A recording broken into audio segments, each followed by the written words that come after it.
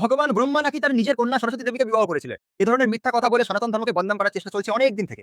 ইউটিউবে, ফেসবুকে অনেক ভিডিও পেয়ে যাবেন এমন। এমন মিথ্যা ধর্মের লোক রয়েছে যারা তাদের নিজেদের মেয়েকে বিবাহ করতে পারে, নিজেদের বৌমাকে বিবাহ করতে পারে, নিজেদের কাকিমা, জেঠিমা, মাসিমা, পিসিমাকে বিবাহ করতে পারে। কোন সমস্যা নেই। তো তারা তাদের ধর্মের সঙ্গে মিল-জুল করার জন্য সনাতন ধর্মকে বদনাম করার চেষ্টা করে এবং ভাগবত পুরাণের কথা তারা তুলে ধরে। দেখো তোমাদের ভাগবত পুরাণে লেখা আছে ব্রহ্মা তার নিজের কন্যাকে বিবাহ করেছিল। তাহলে আমরা যে আমাদের নিজেদের বৌমাকে, মেয়েকে বিবাহ করছি আপনারা কেন দোষ দেখেন? তো এইসব বলে কিন্তু একটা প্রমাণ দেওয়ার চেষ্টা করে। আর আমাদের হিন্দু কিছু ভাইরা রয়েছে যারা Hindu creator, million, million followers, তারা তো ধর্মের ধ্বজা জানে না।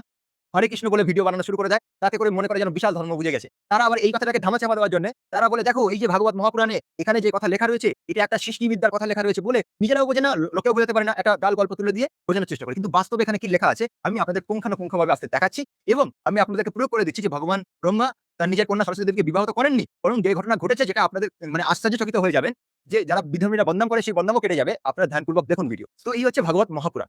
এই ভাগবত মহাপুরাণের ৩য় স্কন্ধের ১২তম অধ্যায়ে, তো এই অধ্যায়ে ২৮ থেকে ৩৩তম শ্লোক পর্যন্ত আমি আপনাদেরকে পাঠ করে শোনাচ্ছি। আর প্রত্যেক হিন্দুদের তো অবশ্যই এই ভিডিও দেখা উচিত এবং শেয়ার করা উচিত। কেননা কেউ আজ পর্যন্ত এর সমাধান দেয়নি। আমি অনেকদিন থেকে লক্ষ্য করে আজ আমি পুরো সমাধান নিয়ে আপনাদের সামনে উপস্থিত হয়েছি। দেখুন এখানে কি লেখা আছে। হে বিদুর, ব্রহ্মার কন্যা সরস্বতী অতীব মনোহারিণী সুন্দরী ছিলেন। আমি শুনেছি যে একদা নিজ কন্যাকে দেখে ব্রহ্মা কামগ্রস্ত হয়েছিলেন, যদিও সরস্বতী নিজে কামভাব রহিতা ছিলেন। পিতাকে এই রকম অধর্মজনক কুকর্মে আসক্ত দেখে তার পুত্র মরীচি প্রমুখ মুনিগণ সবিনয়ে বচনে বুঝিয়েছিলেন, হে পিতা, আপনি অসীম প্রভাবশালী হয়েও আপনার মনে উৎপন্ন কামাবেগ সংবরণ না করে নিজের কন্যার প্রতি কামাভিলাষ পূরণের মতো যে দুস্তর পাপ কর্মে উন্মুখ হচ্ছেন, আপনার পূর্ববর্তী কোনো ব্রহ্মাই তো এমন কর্ম অতীতে করেননি, আর ভবিষ্যতেও করবেন না। হে জগৎগুরু, আপনার মতো তেজস্বী পুরুষের এই কাজ শোভনয় নয়। কারণ আপনার মতো ব্যক্তিদের চরিত্রের অনুসরণের দ্বারাই তো সংসারের মঙ্গল হয়ে থাকে। তো নিজ পুত্রেও মরীচি প্রভৃতি প্রজাপতিদের এই রকম বাক্য প্রয়োগ করতে দেখে প্রজাপতি পিতা ব্রহ্মা অত্যন্ত লজ্জিত হলেন এবং বিড়াবশত তাদের সামনে নিজের দেহ ত্যাগ করলেন। তখন ব্রহ্মার পরিত্যক্ত সেই নিন্দনীয় শরীরটি দিক সকল গ্রহণ করলো। সেটি কুয়াশারূপে পরিণত হলো, যাকে অন্ধকারও বলা হয়। এবার এখানে একটু ব্যাখ্যা করি আপনাদেরকে, তাহলে বুঝতে পারবেন। দেখুন এখানে কোথাও লেখা নেই যে ব্রহ্মা তার নিজের কন্যা সরস্বতী দেবীকে বিবাহ করেছিলেন, বরং এটা লেখা আছে ব্রহ্মা তার নিজের কন্যাকে দেখে তার মধ্যে কামভাব জেগেছিল। কিন্তু সরস্বতী দেবী তিনি কখনো তার মধ্যে কামভাব জাগান না। না পিতার প্রতি তার এরকম কোনো ভাব জেগেছে। বরং এই ব্রহ্মা তার মধ্যে কামভাব জাগানোর কারণে তার সন্তানরা, বিভিন্ন ঋষিরা তাকে অত্যাধিক নিন্দা করা শুরু করে। আর এই নিন্দা শোনার পরে ব্রহ্মা তার নিজের ভুল বুঝতে পারে এবং নিজের ভুল বুঝতে পেরে তিনি অনেক বড় কুকর্ম এবং অন্যায় বা পাপ কর্ম করে ফেলেছেন। এই যে ভাবটা জাগানোর কারণে, এই কারণে তিনি নিজের ভুল বুঝতে পেরে আত্মহত্যা করেন। তো আত্মহত্যা করে নিজেকে মেরে ফেলেন বা নিজে সমাপ্ত হয়ে যান। তো আমাদের সনাতন ধর্ম এই জ্ঞান দেয় যে যত বড়ই তুমি দেবতা হও না কেন, নিজের কন্যার প্রতি যদি এমন ভাব তোমার মনে উদয় হয়, তো তুমি একজন কুকর্মী, তুমি একজন পাপী, তোমাকে মরে যাওয়া ভালো, তোমাকে আত্মহত্যা করে মরে যাওয়া ভালো। কিন্তু নিজের কন্যার প্রতি এমন ধরনের ভাব যেন তোমার মনে কখনো উদয় না হয়। এইটা বোঝানোর জন্য এই কাহিনী কিন্তু এখানে বলা হয়েছে। এখানে যে পুরাণ আমরা দেখছি, পুরাণের মধ্যে যে ক্যারেক্টার গুলো আমরা দেখতে পাই সেগুলো বাস্তবিক কোনো ক্যারেক্টার নয়। বাস্তবিক কোনো ব্রহ্মা কিংবা সরস্বতী কিংবা ইন্দ্র এরকম কোনো দেব নয়। পুরাণের ভাব হচ্ছে ধর্ম অধর্মকে বোঝানোর জন্য বিভিন্ন রকম কাল্পনিক ক্যারেক্টার তৈরি করে বিভিন্ন কাহিনী তৈরি করা হয় এবং সেই কাহিনীর মাধ্যমে ধর্ম এবং অধর্মকে বোঝানো হয়। তো এখানে ব্রহ্মা এবং সরস্বতী দেবী যে ক্যারেক্টার তৈরি করা হয়েছে, এটা দিয়ে বোঝানো হয়েছে যে যত বড়ই দেবতা হোক আর যত বড় ঈশ্বর হোক, যত বড় যে কেউ হোক না কেন, তার নিজের কন্যার প্রতি যদি এরকম ভাব উদয় করে, সে অবশ্যই নিন্দনীয়, সে অবশ্যই পাপের ভাগীদার, সে দণ্ডের ভাগীদার। তো সনাতন ধর্ম এই শিক্ষা দেয়। তো এটা নিয়ে যারা আর কি বলছেন যে দেখো তোমাদের ব্রহ্মা নিজের কন্যাকে বিবাহ করেছিলেন, আপনারা বুঝতে পারছেন তো এটা সম্পূর্ণ মিথ্যা কথা। বরং পুরাণ থেকে এটা বোঝা যায় যে নিজের কন্যার প্রতি কখনো এই ভাব যদি কেউ উদয় করে, সেটা অত্যাধিক পরিমাণে পাপ কর্ম এবং দণ্ডের অধিকারী। ওইসব ধর্মের মতো নয়। নিজের কন্যার সঙ্গে বিবাহ করে নেওয়া কোনো সমস্যা নেই, বৌমার সঙ্গে বিবাহ করে নেওয়া কোনো সমস্যা নেই। এ সনাতন ধর্ম। সনাতন ধর্ম বাস্তবিক ধর্ম অধর্মকে শিক্ষা দেয়।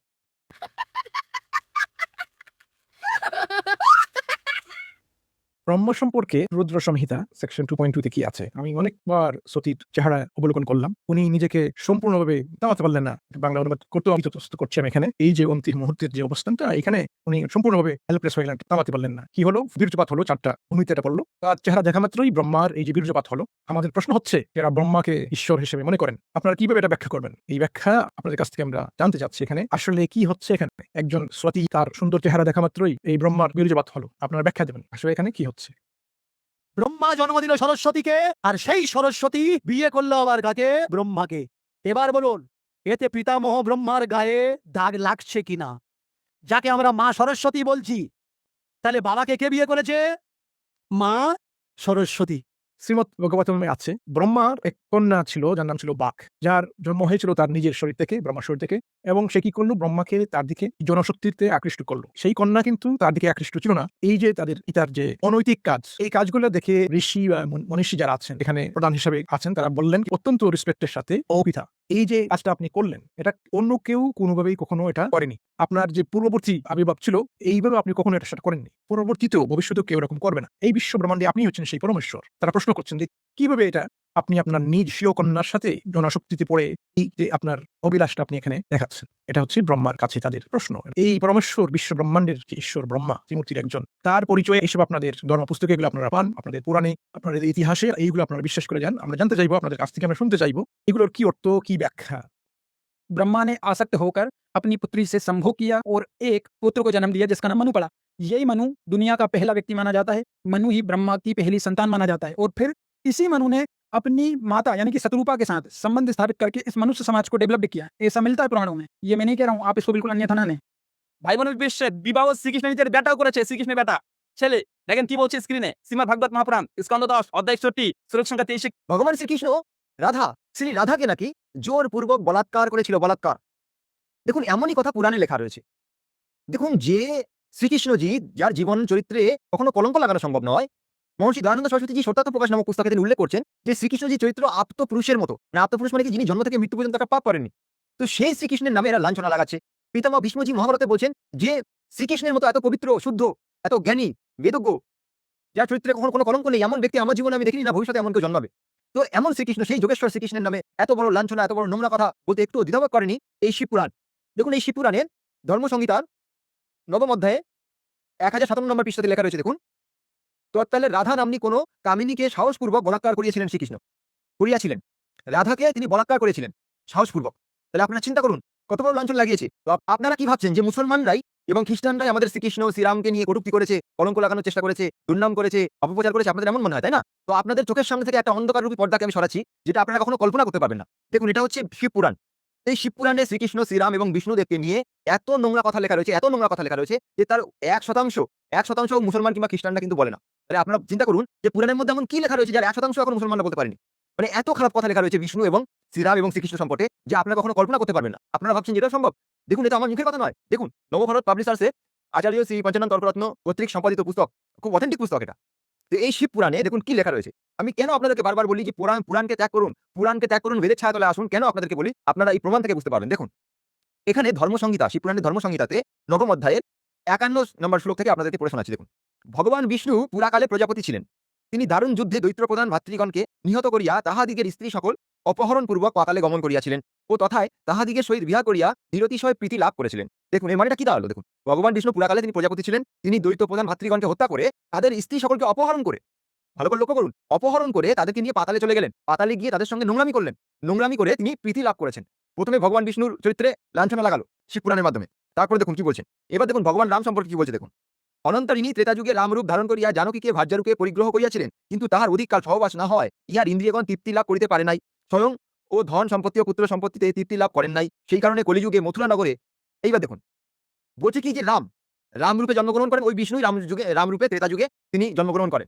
তো ত্রেতাযুগে জন্মগ্রহণ করে তিনি সীতাদেবীকে বিবাহ করেন, করে তার যে বনবাস হয়ে যায়, এই কারণে তিনি দীর্ঘদিন যাবত তিনি সহবাস করতে না পারায়, দেখুন শ্রীরামকে কতটা কলঙ্কিত করছে। দেখুন, যাকে মর্যাদা পুরুষোত্তম শ্রীরামচন্দ্র বলা হচ্ছে, জিতেন্দ্রীয় শ্রীরামচন্দ্র বলা হচ্ছে, তাকে বলা হচ্ছে তিনি দীর্ঘকাল সহবাস না করতে পারায় তার ইন্দ্রিয় সকল তৃপ্তি পায়নি। তৃপ্তি না পাওয়ার কারণে তিনি পরবর্তীতে আবার পুনরায় ওই তৃপ্তি পাওয়ার জন্য, মানে সহবাসে তৃপ্তি না পাওয়ার কারণে আবার পুনরায় জন্মগ্রহণ করছে। কোথায়? দেখুন, এখানে লিখছে সেই কারণে কলিযুগে মথুরা নগরে বসুদেবের ঔরসে ও দেবকীর গর্ভে পুনরায় জন্মগ্রহণ করিয়া বাল্যাবস্থাতেই গোপ কন্যাগণের সহিত বনমধ্যে বিয়া করত তাহাদিগের গর্ভে 10 লক্ষ পুত্র উৎপাদন করিয়াছিলেন। দেখুন, ভগবান শ্রীরাম তিনি দীর্ঘকাল সহবাস করতে না পারায় জানকীর সঙ্গে, মানে সীতাদেবীর সঙ্গে তার ইন্দ্রিয় তৃপ্তি পায়নি, এই জন্য তিনি আবার জন্মগ্রহণ করছে কোথায়? কলিযুগে। দেখুন, এই পুরাণের লেখক কত মহামূর্খ। দেখুন, শ্রীকৃষ্ণের জন্ম হয় দাপর যুগে, সেইটাও তার জানা নেই। এখানে লিখছে কি কলিযুগে। তো কলিযুগে তিনি মথুরা নগরে বসুদেবের ঔরসে দেবকীর গর্ভে তিনি জন্মগ্রহণ করলেন শ্রীকৃষ্ণ রূপে। জন্মগ্রহণ করে বাল্যাবস্থাতেই গোপ কন্যাগণের সহিত, মানে গোপ কন্যাগণ মানে যেখানে আর কি ওই যা ঘোষ ছিল, যারা গরু চলাতেন, তাদের কন্যা, তাদের স্ত্রীগণ যারা ছিল, তাদের সঙ্গে তিনি ওই বাল্যাবস্থাতেই তাদেরকে গর্ভবতী করে তাদের গর্ভ থেকে 10 লক্ষ সন্তানের উৎপাদন করেছিল। চিন্তা করুন, শ্রীকৃষ্ণ নাকি বাল্যাবস্থাতেই যে যারা গোপালন করতেন তাদের স্ত্রী তাদের সন্তান তাদের রাখি কন্যা সন্তানদের গর্ভবতী করে 10 লক্ষ সন্তান উৎপাদন করেছিলেন কে শ্রীকৃষ্ণ বাল্যাবস্থাতেই। তারপরে বলছে কি তারপরে তার যৌবনকাল এলে তিনি রুক্মণীকে বিবাহ করিয়া তার গর্ভে প্রদ্যুম্ন নামক প্রভৃতি পুত্রগণ উৎপাদিত করেন। তারপরে তার যখন যৌবনকাল হয় তখন বাল্যকালে 10 লক্ষ সন্তান উৎপাদন করে দিয়েছে। এইবার যৌবনকালে রুক্মণীকে বিবাহ করেন। তারপরে দেখুন তারপরে বলছে তথাপি তাহার ইন্দ্রিয়গণ পরিতৃপ্ত হয় নাই। বলছে তারপরেও এই 10 লক্ষ সন্তান দিয়ে এবং রুক্মণীকে বিবাহ করার পরেও তার ইন্দ্রিয় তৃপ্তি পায়নি। তো তৃপ্তি পায়নি বলে তিনি কি করলেন প্রাগ জ্যোতিষী স্বর নরকাসুরকে বলপূর্বক নিহত করিয়া তার 16 সহস্র পত্নী হরণ করিয়াছিলেন এবং তাহার দিকে সহিত রমণ করিয়া তাহাদিগের গর্ভে 90 সহস্র পুত্র উৎপাদন করিয়াছিলেন। দেখুন এখানে বলছেন কি যে তারপরে তার ইন্দ্রিয় তৃপ্তি পাচ্ছে না, মানে শ্রীকৃষ্ণের ইন্দ্রিয় তৃপ্তি পাচ্ছে না 10 লক্ষ সন্তান এবং রুক্মণীকে বিবাহ করার পরেও তার ইন্দ্রিয় সহবাসের যে লোক তা যাচ্ছে না বলে তিনি নরকাসুরকে বধ করে তার 16,000 স্ত্রীকে তিনি অপহরণ করলেন। অপহরণ করে তাদের সবার সঙ্গে তিনি সহবাস করে তিনি 90 সহস্র তিনি মানে 90,000 সন্তানকে আবার উৎপাদন করলেন। করার পরে তারপরে কি করলেন যে যাবৎকাল এইরূপ স্ত্রী সম্ভোগ তাহার বিহার বাসনা নিমিত্ত হইল না, তারপরেও শ্রীকৃষ্ণের যে সহবাসের বাসনা তৃপ্তি হচ্ছে না বলে তখন তিনি কি করলেন তৎকালে রাধা নাম্নী কোনো কামিনীকে কামিনী মানে কি সেটা আমি পরবর্তীতে আপনাদের ভিডিওতে বলবো। তো রাধা নামক একজন কামিনীকে সাহসপূর্বক বলাৎকার করিয়েছিলেন।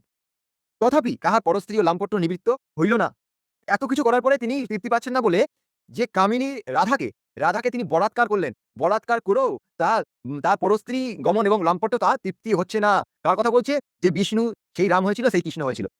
আমার কাছে ভগবত পুরাণ রয়েছে, এই যে ভগবত পুরাণ রয়েছে এবং এটা কোনো মুসলিমদের পাবলিকেশন থেকে পাবলিশ হয়নি। এটা গীতা প্রেস গোরখপুর থেকে প্রকাশিত হয়েছে, অর্থাৎ হিন্দু পাবলিকেশন থেকে প্রকাশিত হয়েছে। আর শুধুমাত্র হিন্দু পাবলিকেশন নয়, বরং গীতা প্রেস হিন্দুদের মধ্যে সবচেয়ে বড় পাবলিকেশন। সুতরাং এখানে এই দোষ দেওয়া যাবে না যে অনুবাদে ভুল আছে, মুসলিমরা ইচ্ছা করে এরকম করেছে, মুসলিমরা পাবলিশ করেছে। এটা মুসলিমরা পাবলিশ করেনি, মুসলিমরা অনুবাদও করেনি, গীতা প্রেস গোরখপুরের অনুবাদ। যাই হোক, তো আমি আপনাকে দেখাবো, পড়ে শোনাবো আপনাকে। তারপর আমি এটা ছবি তুলে ভিডিও স্ক্রিনে সেট করে দেবো। যদি আমার কথায় সন্দেহ হয় তাহলে একবার চেক করে নেবেন। দেখুন কি বলা হচ্ছে। আপনি খুলে ফেলবেন ভগবত পুরাণের 10ম স্কন্ধ 58 নম্বর অধ্যায়ের 31 নম্বর শ্লোক। দেখুন সেখানে বলা হচ্ছে মিত্রবৃন্দা শ্রীকৃষ্ণের পিতৃশ্বসা, এটা চালাকি করা হয়েছে যাতে করে মানুষ বুঝতে না পারে। পিতৃশ্বসা মানে হলো পিতার বোন, বাংলায় বলা হবে পিসি, মানে দেশি বাংলায় বলা হবে পিসি, এটাকে পিতৃশ্বসা বলা হয়, পিতার বোন। তো মিত্রবৃন্দা শ্রীকৃষ্ণের পিতৃশ্বসা রাজাদি দেবীর কন্যা ছিলেন। মিত্রবৃন্দা তার পিসির মানে ভগবান শ্রীকৃষ্ণের পিসির কন্যা ছিলেন। ভগবান শ্রীকৃষ্ণ অন্যান্য রাজাদের উপস্থিতিতেই স্বয়ম্বর থেকে তাকে হরণ করে নিয়ে গিয়েছিলেন এবং তাকে বিবাহ করেন। উপস্থিত রাজাগণ তাতে কিং কর্তব্য বিমূঢ় হয়ে পড়েছিলেন, মানে তারা অবাক হয়ে গিয়েছিল যে এটা কি হলো, ভগবান শ্রীকৃষ্ণ নিজের পিসির কন্যাকে কিডন্যাপ করে বিবাহ করছেন। যাই হোক, 31 নম্বর শ্লোক। যদি আরেকজন পিসির কন্যাকে ভগবান শ্রীকৃষ্ণ বিবাহ করেছিলেন এবং সেটা যদি জানতে চান তাহলে আপনাকে চলে আসতে হবে 10ম স্কন্ধ 58 নম্বর অধ্যায়ের 56 নম্বর শ্লোকে। এখানে বলা হচ্ছে যে ভগবান শ্রীকৃষ্ণের পিতৃশ্বসা মানে পিসি, মানে পিতার বোন, পিতৃশ্বসা মানে পিতার বোন অর্থাৎ পিসি। ভগবান শ্রীকৃষ্ণের পিতৃশ্বসা শ্রুতকৃতির বিবাহ কেকই দেশে হয়েছিল এবং তার কন্যার নাম ছিল ভদ্রা। ভ্রাতা সন্তানাদি ভদ্রাকে ভগবান শ্রীকৃষ্ণকে অর্পণ করলে তিনি তাকে বিবাহ করেন এবং তার পণিগ্রহণ করেন, অর্থাৎ তার পিসি তার কন্যাকে ভগবান শ্রীকৃষ্ণের সঙ্গে বিবাহ দিলেন এবং ভগবান শ্রীকৃষ্ণ তাকে গ্রহণ করলেন, অর্থাৎ এটা নর্মাল বিবাহ। কিন্তু আগের পিসির কন্যাটাকে মানে রাজাদি দেবীর কন্যা মিত্রবৃন্দাকে কিডন্যাপ করে বিবাহ করেছিলেন। যাই হোক, যেহেতু কথা বলছি আরো কিছু কথা বলিনি, শুধুমাত্র একজন পিসির কন্যাকে তিনি কিডন্যাপ করেননি, তিনি আরেকজন কন্যাকে কিডন্যাপ করেছিলেন যদি তিনি পিসি ছিলেন না। তো এটা রয়েছে 17 নম্বর শ্লোকে। ভগবান শ্রীকৃষ্ণ লক্ষণাকে স্বয়ম্বর সভা থেকে একলাই হরণ করে বিবাহ করেছিলেন, অর্থাৎ ভগবান শ্রীকৃষ্ণ লক্ষণাকে কিডন্যাপ করে বিবাহ করেছিলেন, অপহরণ করে বা হরণ করে तुले নিয়ে গিয়ে বিবাহ করেছিলেন। यार सचिन, अब भाई मैं अपना मैथ्स पुराण पढ़ रहा था, बढ़िया बात है। इसमें लिख रखी है कि यार मम्मी के साथ संभोग करने वाला नरक में जाता है। ये तो ठीक लिख रखी है भाई, ये तो वेद ज्ञान बताया। ये तो मम्मी पाप नरक में जाए, ठीक है यार, मेरी बात समझ में ना आ रही। पर तो कृष्ण जी भी नरक में जाएंगे, तो कृष्ण जी क्यों जाएंगे भाई, देवता है वो। यार कृष्ण जी भी तो अपनी मम्मी के साथ संभोग करते थे। ये इल्जाम मत लगाओ, झूठे सच्चे। यार राधा जी कृष्ण जी की मामी नहीं थी भाई, राधा रमन कहते पति होंगे तो उसके। यार मामी थी, इसमें लिख रखी है, इसमें तो लिख रखी बात तो ठीक है, दिखाई इसमें दिखा देगा भाई। 12 वर्ष बीतने पर यानी कि जब राधा जी 12 साल की होगी थी तो उनकी नई अवस्था देखकर किसी रायण नामक आशा के साथ उनका विवाह संबंध कर दिया। अब रायण कौन था ये भी लिख रखी है, भगवान श्री कृष्ण की माता यशोदा का वह रायण सहोदर यानी कि सगा भाई था। सगा भाई कौन हुआ है, मामा होया ना, मामी होगी ना भाई। ये तो चाड़ा पाट रहा है, प्रदीप मिश्रा ठीक है तो फिर तो यार तो प्रेमानंद धरने उसकी तो गलत करा, फिर वो तो सही पुराण के हिसाब से बताया था। ये तो गजब की बात है भाई। तो भाई दोस्तों, ये जितने भी नकली कथावाचक है सारे तुमने भ्रमित कर रहे हैं। राधा जी कृष्ण जी की मामी थी और ये ब्रह्मवैवर्त पुराण में लिखा हुआ है। কর্ণের যে জন্মগ্রহণের কাহিনী আমরা শুনলাম মহাপুরাণ ও উপপুরাণ থেকে, এক অত্যন্ত শক্তিশালী মন্ত্রের মাধ্যমে কুন্তী সূর্যদেবতাকে আহ্বান করলেন। এই সুন্দরী মহিলাকে দেখে ওনার কিন্তু কাম প্রবৃত্তি জেগে গেল। উনি সেক্সুয়াল ইন্টারকোর্সের জন্য অনুরোধ করতে থাকলেন কুন্তীকে। কুন্তী কিন্তু বয়স 10 হবে না এরকম, লজ্জায় বললেন না আমি তো কুমারী, এটা কিভাবে সম্ভব। কিন্তু অনেক বুঝিয়ে সুজিয়ে যখন কাজ হলো না, সূর্যদেব কি করলেন, ব্ল্যাকমেইলের মতো কুন্তীকে বলছেন তুমি যদি এটা যদি না করো তাহলে আমার তো লজ্জা লাগবে, আব্দুলকে আমি যখন ফিরে যাবো দেবতাদের সামনে আমার লজ্জার ব্যাপার যে আমি আমার মনোবাসনা পূর্ণ করতে পারি নাই। উনি যদি এই বিলাস যদি না করেন, মনোবর্ত হয়ে যদি ফিরে যান, তাহলে কিন্তু উনি অভিশাপ দিয়ে দেবেন। কুন্তী ভয়ে হোক লজ্জায় হোক সেই আহ্বানে সাড়া দিলেন, সহবাস করলেন। এই সহবাসের ফলশ্রুতিতে উনি গর্ভবতী হয়ে একটা সন্তানের জন্ম দিলেন, তার নামই কর্ণ। এইখানে ভগবান সূর্যদেব যে কাজটা করলেন, সাধারণ মানুষের মনে হচ্ছে এখানে কাউকে জোর করে তাকে ভয় দেখিয়ে তার সঙ্গে এখানে ব্যভিচার করা হচ্ছে। হিন্দু পণ্ডিত পুরোহিত আচার্য যারা আছেন তাদেরকে আমন্ত্রণ জানান। ওই সবগুলোর ব্যাখ্যা আমরা একটু শুনি আপনাদের কাছ থেকে, কারণ আমরা হয়তো ভুল করছি।